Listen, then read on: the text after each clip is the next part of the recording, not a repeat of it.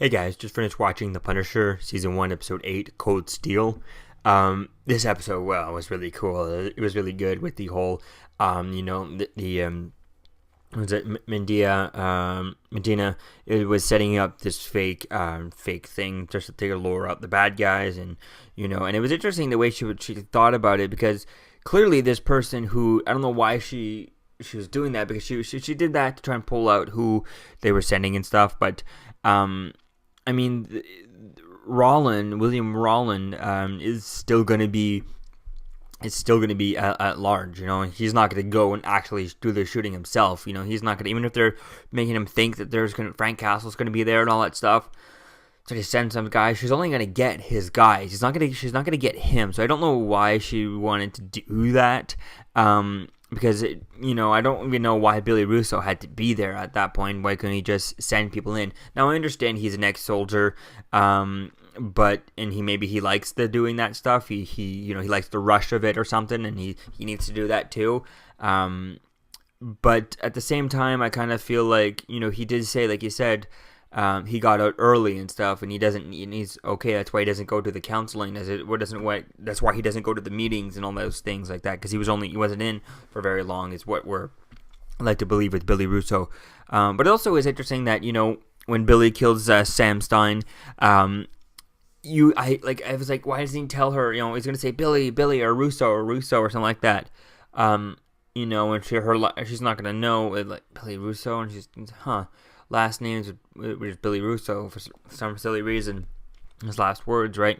But I mean, I think we even heard her, because she comes down, and also I don't understand why Medina and Stein, they were the only ones at that sting that was not dressed up entirely, and all they had on was their bulletproof vest. Everyone else there had bulletproof vests, knee pads, elbow pads, helmets, everything, gloves and all that stuff. They were the only ones who just had vests on, and I find that very weird every time a show does that. It just makes no sense to me. If you're going to go into a situation, get all geared up, put on the helmet, knee pads, elbow pads, all the things you need, instead of just throwing on a bulletproof vest over a sweater or something like that, which made no sense to me.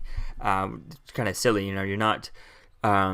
It's not an undercover mission at all. They were all it was all straight up.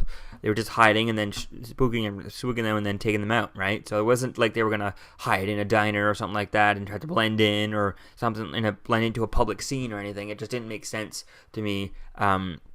Why they didn't have the helmets on and all the gear like everyone else did who died there. So I don't know, it was interesting. I mean, even Billy had the same gear as all of his teammates. Why didn't Medina have the same gear as the rest of her crew? Just because she's in charge doesn't mean I don't know, it just seems silly not to have.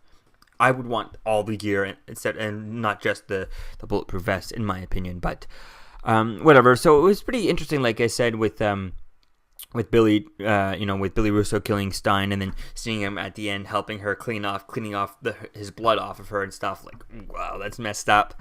And it was pretty interesting. Like, I saw a comment online where they were foreshadowing how they foreshadowed that when Punisher said, I'd much rather, faced with a gun, I'd much rather have a knife and stuff. And then they even misdirected it by having him remove Billy. It took off, or Sam took off that knife out of the back pocket, but we still had that Assassin's Creed blade, which is a huge, pretty big blade to have coming out there. I don't know, it's interesting to see if that blade would be cool to try one out to see how, because I don't know, I feel like if you miscalculate it, you could get it. I don't know, even especially with the gloves on, if you miscalculate it, couldn't it like get on your glove and it cut you? Or I don't know, I just feel like there's, especially when you have all kinds of gear on, it just seems very so much could get caught in there compared to when you're just wearing a t-shirt or you're just wearing a long sleeve that could just cover it. A thin long sleeve suit would just go right through. It's gonna cut the suit. Whereas some tactical gloves, I don't know. It's gonna be interesting to see if it would cut, or it just seems very inconvenient, but cool. So I like it. So yeah, it was really cool seeing that, and like I said, the foreshadowing after I saw that comment online, it was pretty cool. Yeah, it was really cool. Like, I like the way Frank dealt with Zach Lieberman and stuff, and how he threatened him, and then it turns out that he didn't want it. We wanted it to feel protection or something, not to use it on anyone, just to feel big, to feel stronger and stuff. And I don't know, it is interesting also at the beginning of this episode, or was it last episode, or whatever, they all blend into one now, where Frank and David Lieberman, Mike were all there, they were talking about different thing, and how is David Lieberman going to go back to his family? Is he just going to walk in and say, hey, I'm back, and just that's it? Does he tell them about all the cameras, I don't know, I feel like he should tell his wife and stuff about the cameras after a while, like maybe let a week go by and then see how things go, and then tell her about the cameras or something. But telling his kids about the cameras, I don't know, I just think it's interesting. I don't know, I just think it's decide with her once he's told her, but I think that's going to be fun to see where things go, and if he does tell her about, they do tell her about the cameras, what's going to happen with that. Or by the time things end like this, what if she's moved on, she's found someone, she tried to move on with, maybe with the thing with Castle shows her that she needs to move on, maybe this means she finds someone from now until the end of the episode before David Lieberman's able to go back, and he's not able to go back, so he decides to, oh well, I'll move on, she looks happier with this guy, I can't, break this or something. I don't know, I think it's going to be interesting to see that.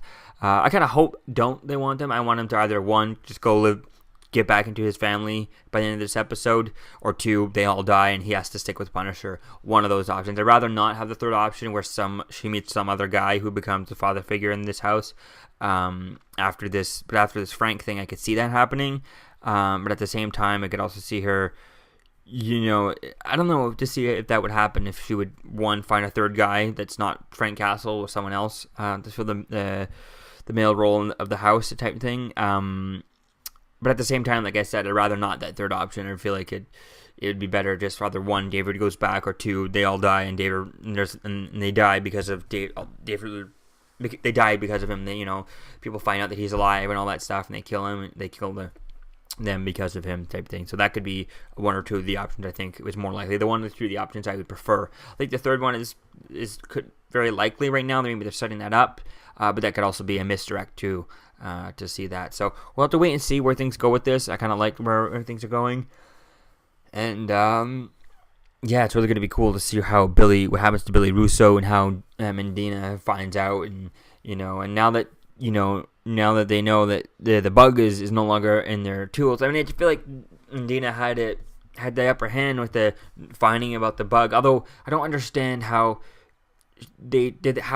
when they were looking for the bug, how did Rollin not see that they were looking for the bug, and then when they found the bug, not see them staring right at the camera? I don't understand it. Did they have some sort of technology to pause all transmission while they type thing, that they have like some sort of EMP device that kind of stops any transmissions outside of the room and type thing, and shut the power off to maybe that room so that there's no way. I don't know, how do they do that without alerting anyone else in the place? I'm assuming that this tactical team, we were all trustworthy to tell them what they were doing. I don't know. I just figured, now that I'm thinking about it, how were they able to be searching, and they were searching with things, and it's not clear, and then when they found it, they were both staring at this camera, like, oh, well, clearly they've had the camera because they're staring at it, type of thing. I don't understand how Rollin didn't see that, or they didn't figure that out. They didn't explain maybe how they did with that. So it's going to be cool to see where things go. So let me know what you think, guys, about this episode. What is your favorite part? And how do you think David Lieberman's going to rejoin his family? Are they going to make it throughout the season? Is someone going to replace David Lieberman? Is she going to find someone? Is Sarah Lieberman going to find someone else, a third person? And what is going to happen with that? So let me know what you think, guys, in the comments below about episode 1, season 1, episode 8, Cold Steel. And I'll see you guys in the next video. Peace out. I'm Captain America, here to talk to you about one of the most valuable traits a soldier or student can have. Subscribing. Sometimes subscribing is the key to victory. Sometimes it leads to very little, and it seems like it's not worth it. And you wonder why you waited so long for something so disappointing. How many more of these? You're still here. Don't forget to like, comment, and subscribe, guys. Peace. It's over.